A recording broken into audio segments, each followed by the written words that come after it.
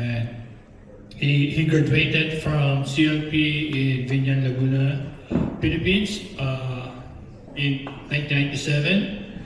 He is currently the unit leader of Central Chapter. I would like you to welcome Brother Gino Adonis Desperos. Thank you. Good afternoon, brothers and sisters. Good afternoon.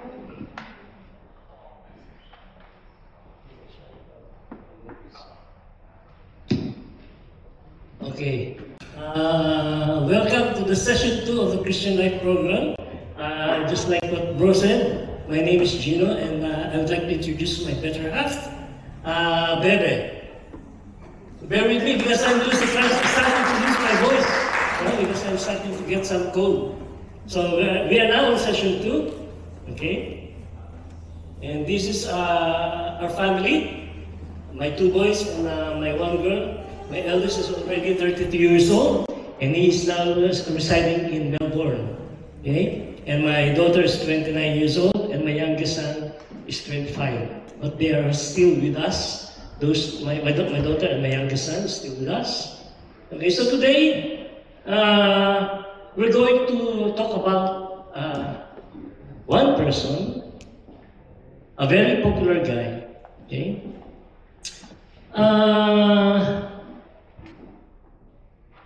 A very popular guy that he continued to have, even up to now, he continued to have millions of followers. Okay, despite his death more than 2,000 years ago, he still continued to have many followers. It is through him that we derive our identity being Christian. And it is also through him that we are restored in our relationship with God. Okay. And today, he's asking us the same question that he has thrown to his disciples more than 2,000 years ago. And that question is, who do you say that I am? Okay? If I ask you the same question, who do you say that I am? Maybe you wouldn't be able to answer that question because it is the first time that you've seen me, right? And you do not know me. So today, in order for us to be able to answer that question, that this person is thrown to his disciples more than 2,000 years ago, we must be able to learn about him. We have to know about him. Okay? So today we will be talking about who Jesus Christ is. So that is our topic for today. Who is Jesus Christ? Okay. History will tell us that there are a lot of men and women who claim that they came from God. But what makes Jesus different from them? Not only from them, probably. What makes Jesus different from all of us? Okay, there are 3 things that make Jesus unique. Okay, the first one is his coming into this world is pre-announced. In the Old Testament, there were prophecies regarding the coming of a Messiah. Okay? And they are looking forward for the coming of the Messiah because the Messiah is said to be leading the Israel and freeing them from the Romans. Okay? So the people during the time expect someone to be like a warrior, a soldier, who can carry sword, lead them to battle, and free them from the fringes of the Roman Empire. No? But they were wrong. No? They found the fulfillment of the prophecies in the person of Jesus Christ. No?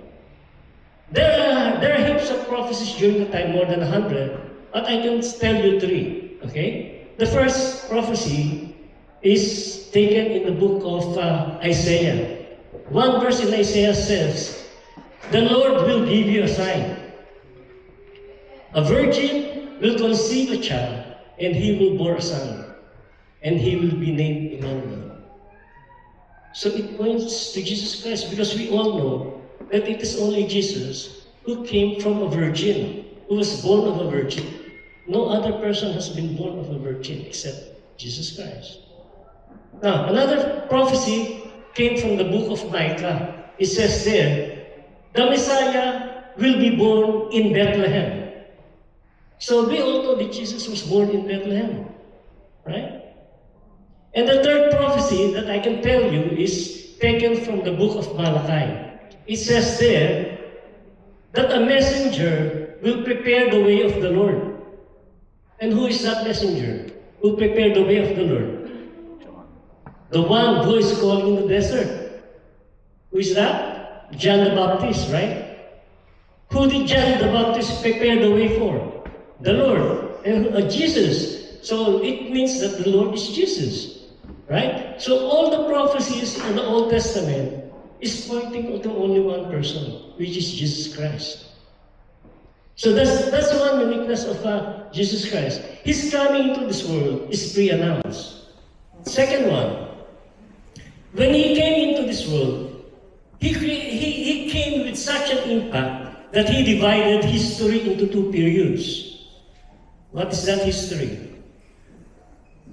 BC and AD, right? If you are reading some of the scriptures or literary religious articles, you will come across that says 300. This happened 300 BC, or this happened 25 AD. No? BC means before Christ, or before the birth of Christ, before the coming of Christ, and AD means Anno Domini, in the year of the Lord.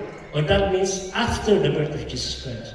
So this year 2025, it only means that it is 2025 AD, after the birth of Jesus Christ. So we are 2025 years after the coming of the birth, or after the coming of Jesus Christ, or after the birth of Jesus Christ. But in the 17th century, there were non-Christians who wanted to use the period, but they don't want to associate the period with Christ because they are non-Christians. So in order for them to be able to use those periods without attaching themselves to Christ, because it is contrary to their beliefs, during the time the Jewish academics decided to change it. So sometimes you will read literatures, writings or scriptures that instead of using the BC and the AD, they are now using BCE and CE, which means before the common era and the common era. No? The BCE, before the common era, is the same as the BC before the coming of Christ, except that they remove Christ from the period because of they are non-Christians. So to include all the faiths and all those people who are non-Christians, they decided to use BCE and CE. Although some of the Christians are still protesting this because the BC and the AD is part of the Bible. It's written in the Bible, not the BCE and not the CE. But sometimes you will find literatures that wherein it is written AD or BC or BCE or CE. Now you know which ones is which. Okay, BCE is the same as BC, before Christ, or before the common era, and AD, Anno Domini, the year of the Lord, but now the determined common era. Okay? So that's the second uniqueness of Jesus Christ. He divided history into two periods. No? The third one, unlike us, we came into this world in order to live in this world, to enjoy life.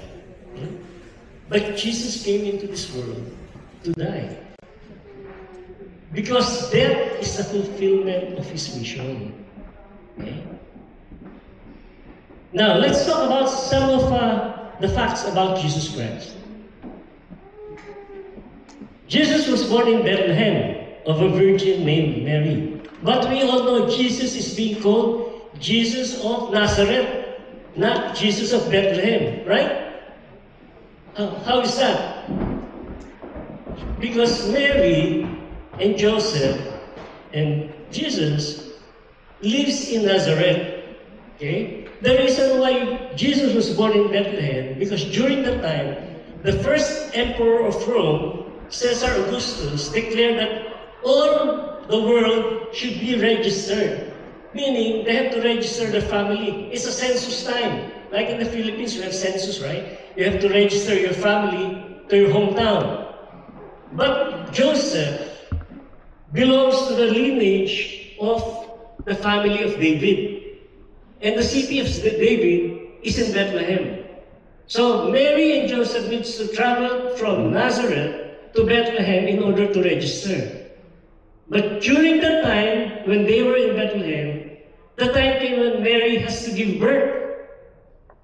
And since all the inns were full because people are coming in from different places to Bethlehem to register, they cannot find a place to stay. So as we all know, Mary gave birth in a barn and wrapped Jesus and laid him in a manger, right? But there were interpretations second interpretation, that they were led to Bethlehem in order to fulfill the prophecy, which I mentioned earlier, that the Messiah will be born in Bethlehem. Okay? Now, Jesus grew up as a young carpenter. We all know that Joseph was a carpenter. He was a tekton, a Hebrew term meaning artisan or stonemason. But in today's world, we refer to him as carpenter. And in Jewish culture, the father should train his child into his profession. And since Joseph is a carpenter, he taught Jesus to be a carpenter. So he grew up as a young carpenter. But around the age of 30, when Jesus was around the age of 30, he began his public ministry. Okay? He went into the towns along his home, but he was never more than 150 kilometers. He went to cities, to towns around his home, but he has never been in a city or a town that has a population of more than 50,000. And he has never been away from more than 150 kilometers. And most of his followers were uneducated fishermen and their families. No?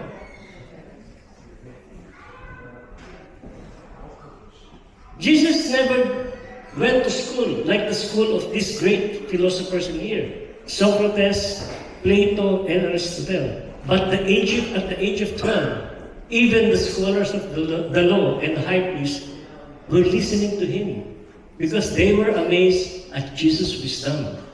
Okay? Jesus was also considered a magnetic leader. No? He has great influential characteristic. No? In today's world, the millennials, you will probably understand in YouTube what they call them? Influencer. You know, influencer. So you're laughing because you know the word influencer. But during the time, they are considered magnetic leader. How come Jesus became a magnetic leader? When he was walking in the beach, he saw the brothers Simon and Andrew, fishermen, and he called them. He said, "Come with me, and I will make you fishers of men." And they immediately left their nets and followed him. So how magnetic is that? And then farther down the beach, they walked towards the beach, and they saw another brothers. The brothers James and John, the son of Zebedee. He called them too. He said, "Come, and I will make you fishers of men." And they left their father Zebedee with the fishermen, and they followed him. So that's how magnetic Jesus is. He preached for 3 years. After 3 years, he was killed. So roughly around 33 years old, Jesus died at around 33 years old. We all know that he was crucified. He was accused of stirring up the people because he claims to be God. Okay?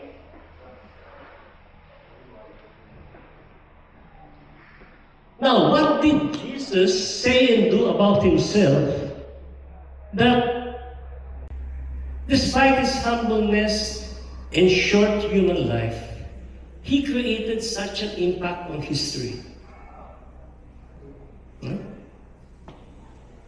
He had such an impact in history because he forgives sins. In the book of Mark, It tells you the story about the paralytic. When Jesus was in a house in Capernaum, the house was filled with his followers, that nobody can get into the house because the house was full. And here comes 4 men carrying a paralytic. They wanted to bring him to Jesus Christ so that Jesus can heal him. But they cannot pass through the crowds. So what did they do?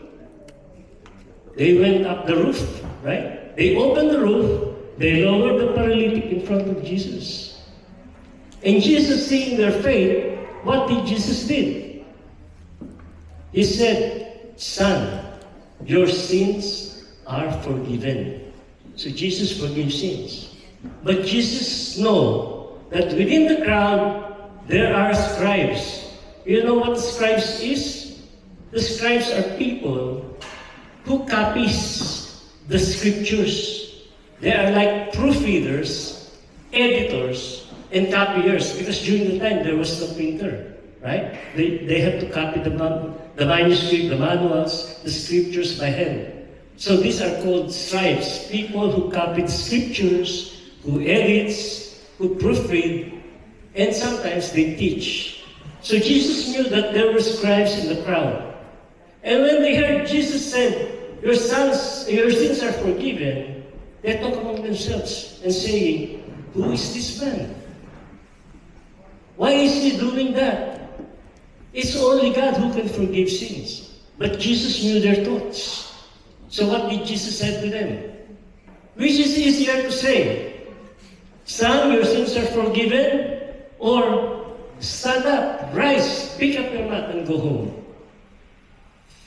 So in order to prove that the Son of Man has the power to forgive sins, he said, "Rise up, pick up your mat, and go home." So the paralytic rose, picked up his mat, and went home.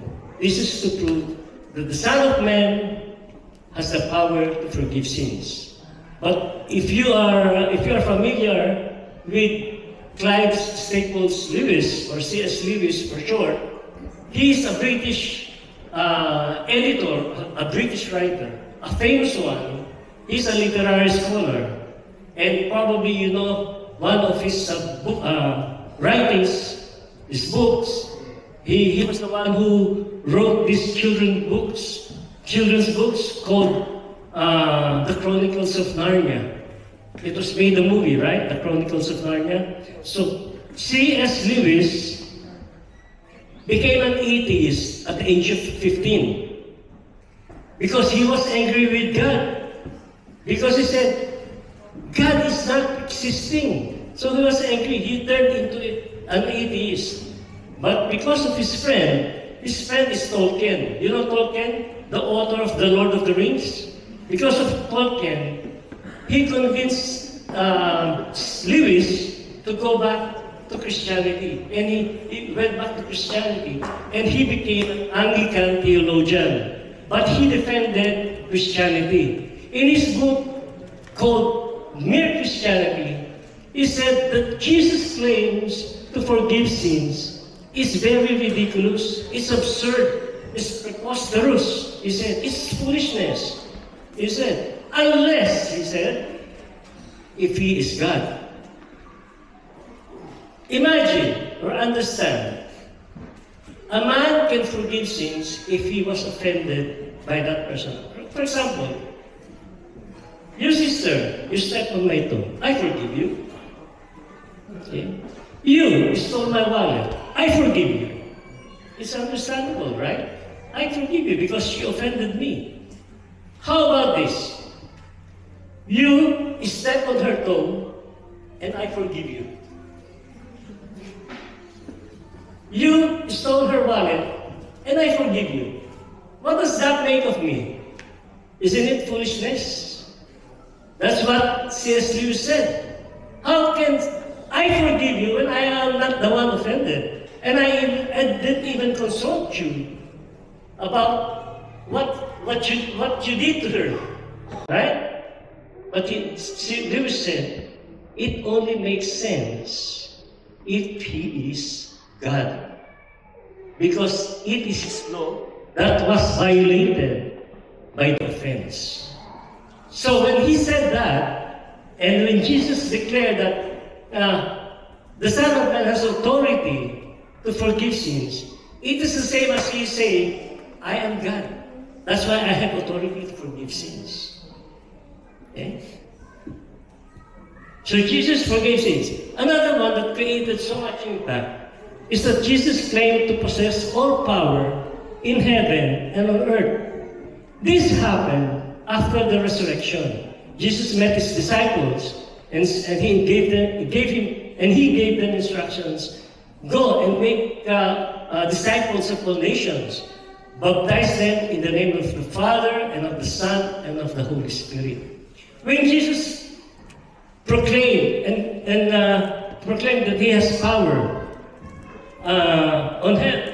possess power in heaven and on earth, he is just reaffirming his divine nature. No? By asserting authority over both heaven and earth, he is placing himself above all earthly and heavenly powers, which indicates his supremacy, being the Son of God. And secondly, when he said, I possess all powers in heaven and earth, it is just saying, oh, it was delegated to me by God the Father, whom I get my authority. So he was saying that I and the Father have a relationship. And this relationship underscores the interconnectedness of the Trinity, the unity of the Father, the Son, and the Holy Spirit. Okay? And the third one, Jesus claimed straightforwardly to be God. At first, people during Jesus' time find it difficult to accept that Jesus is no ordinary man. They claim, oh, how come he is claiming God? He's just the son of a carpenter. They cannot accept that Jesus is no different from them. But later on, they came to a realization that Jesus is the Son of God. How? One instance, when Jesus asked his disciples, who do you say I am? What did Peter say? Peter went in front and said, you are the Messiah, the Son of God. Okay? And Martha, the sister of Lazarus, when Lazarus died, Jesus met her. And what did Martha say? Yes, I believe you are the Son of God, who is coming into the world. Okay? So they have this realization. Another one is Nathanael. Nathanael is the friend of Philip. When Philip was called by Jesus, when Jesus was walking in Galilee, he saw Philip and he called him, come and follow me. So Philip followed, and while he was following, he saw his friend Nathanael. And he said to Nathanael, come, we have found the one that Moses and the prophet writes in the law, have written in the law. We have found him. He is Joseph, the son of Nazareth, he's the son of Joseph of Nazareth. And what did Nathanael say? Has anything come good from Nazareth? There's nothing good that comes from Nazareth, he said. Okay? Then they walked, and when Jesus saw them, he said to the crowd, oh, here is a true Israelite, the one without deceit, without anything that is false in him, everything is true. And Nathanael said, I do not know you, how did you know me? And what did Jesus say? Before Philip called you, I saw you under a fig tree. Jesus said that. So Nathanael started to believe. And he said, Rabbi, teacher, you are the Son of God, the King of Israel. So he came to a realization that Jesus is the Son of God. Even it is the first time he saw him. Because he was surprised that Jesus saw him under the fig tree, right? Before Philip called him. So they came to a realization that Jesus is the Son of God, as Jesus claimed. But is Jesus a liar, a lunatic, or Lord? then there's only one proof. Okay? I made a flow chart that may prove this. Okay? Is Jesus God? There are only two possible answers, right? No other, no third one. So is Jesus God? It can only be true or false. Yes or no. Correct? If I ask you, is Jesus God? And your answer is true, then we have nothing to talk about. I do not have to prove anything because you already accepted that Jesus is God. So I do not have to prove if your answer is true. Now, if your answer is false, is Jesus God? And you said false, then you can only have two options. Two options. Okay? One is, Jesus knew that he was not God, and that he is not God, and yet he claims to be God. Okay? Jesus knew that he was not God, that he is not God, but he claimed to be God. Okay? And the other option is, he doesn't know that he is God, but he's claiming to be God. Okay? Two options. He knew that he is God. He knew that he is not God, and he claims to be God, or he doesn't know that he is God, and still claims to be God. Okay, let's go to the first one. He knew that he is not God, but he claims to be God. Then what is he? What do you call a person who claims that he is God, but he knew that he is not God? So he is a liar. Correct? If he lied, then it means that he is deliberately deceiving his followers. Okay? But we only need to look at the words. We only need to listen to the words of Jesus Christ in order for us to judge if he is lying or not. No? But look at his character. It is very original. Very consistent, perfect, above high human standards. Do you think he is alive? And one more thing. Remember, brothers and sisters, it is his claim that he is God that led to his crucifixion. Do you think Jesus would die for a lie? Who among you is willing to die for a lie? Is anyone here willing to die for a lie? Isn't it that if you lie and you found out that you are about to be hanged, what would you do? Isn't it that you probably confess, oh, I'm just lying, I'm just kidding, in order to save yourself from being hanged? So what do you think of Jesus? Do you think he lied?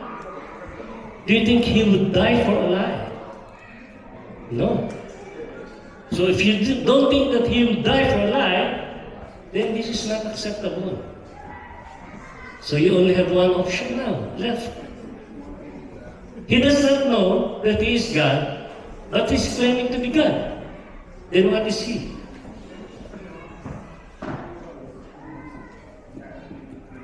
Then he is a lunatic, crazy, with a deranged mind. Because he doesn't know that he is God, yet he claims to be God. Isira ulo siya. Diba? Ganon, may tililing.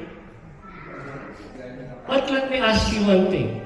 If a person walks in here, and you say to yourself, Oy, that man is sira ulo, may tililing. Now my question is, what makes you think that that man is crazy? Unang tingin mo pa lang, naglalakad siya, no? He was walking. And then you said, oh, that man, look siguro to. No? You judge him because you have seen something that makes you judge that he is crazy or lunatic, right? Probably imbalance in his actions. Probably you saw him smiling without, pangiti-ngiti, patawa-tawa, pero wala namang kausap. Nagsasalita sa kanyang sarili, wala namang kausap. So there must be something strange in a person.